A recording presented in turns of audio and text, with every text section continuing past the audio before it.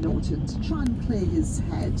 He was suffering from a flu-like condition called the agues and had a bit of a temperature. So he went for a walk, and as he was on his walk, he walked past a willow tree and suddenly remembered a story he had heard about the fact that in Peru the bark of the chinchilla tree had been used to make a remedy to cure the symptoms of malaria.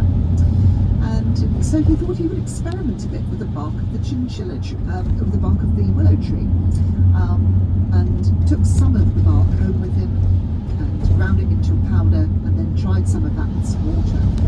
Well, lo and behold, about an hour or so later, he suddenly found himself feeling a little better, so decided to continue with his experimenting and gave some more of his powder to some of his friends who were also suffering from the agues.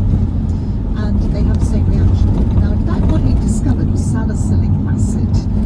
It took quite a lot more years of research, well over 100 in fact, before this was combined into the compound acetyl salicylic acid, which is, of course, what we know as aspirin these days. And it was first marketed towards the